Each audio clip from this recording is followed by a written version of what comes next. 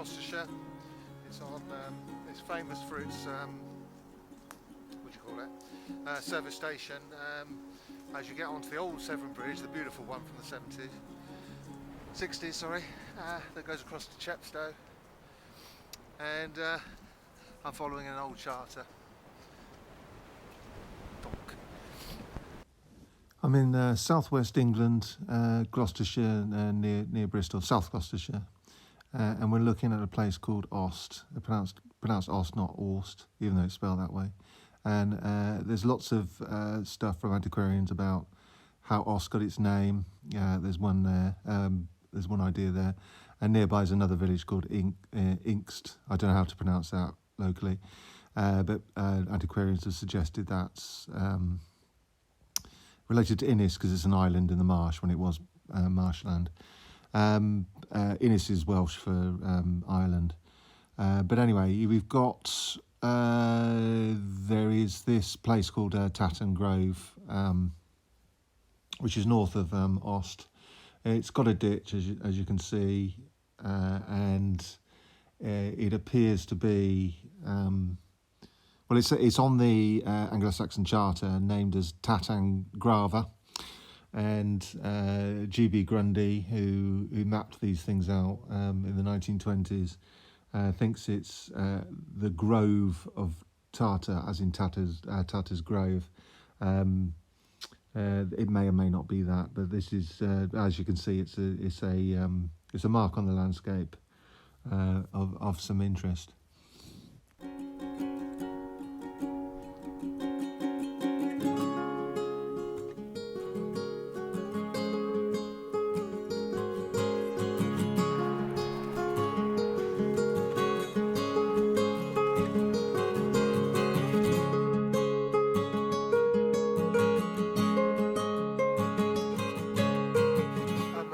Down by the cliff, that's another name for Aust. Later on becomes Ostcliff, or Ostcliff.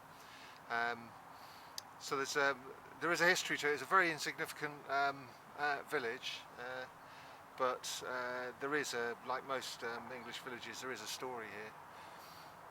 But of historical of interest.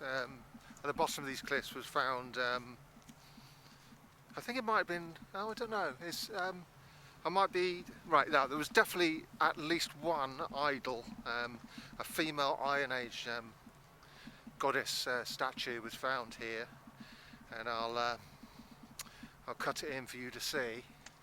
It might have been more than one, or I might be getting confused because an almost identical one was found at Congresbury, Cadbury Hill Fort. There's a Romano-British temple there as well. So we think above the cliffs, somewhere along here, there was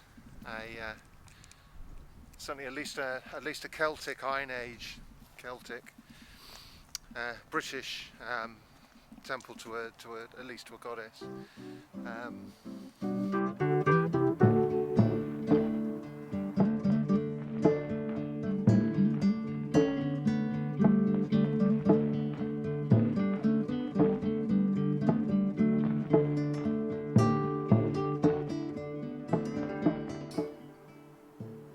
So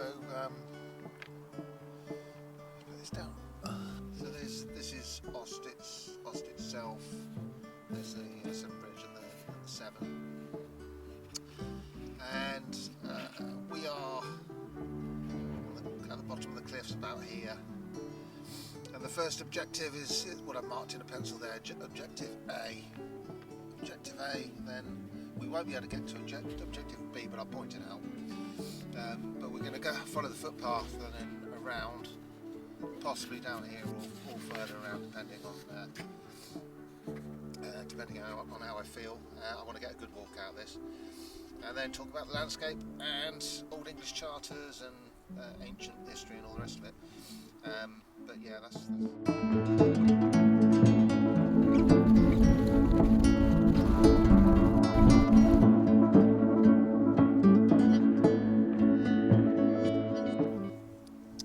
that up there is in the Old English charter.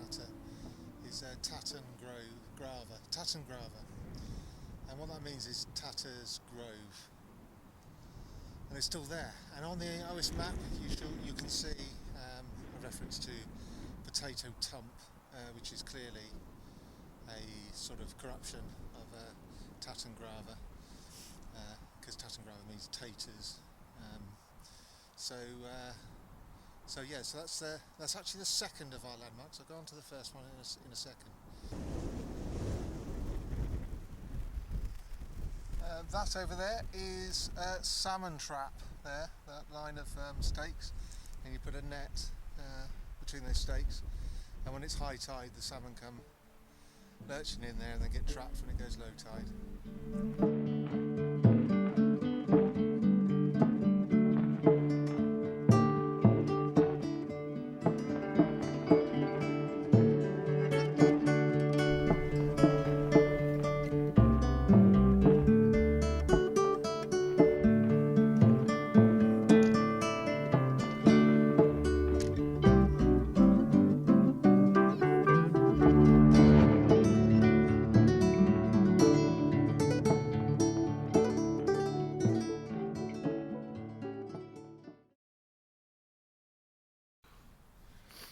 Very often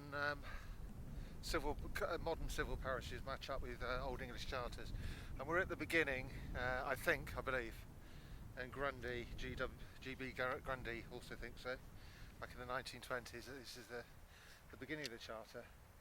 Now all of this is pretty boring really if you think about it, but if you think about it in a different way, this is our oldest record of how the people of this country described their landscape.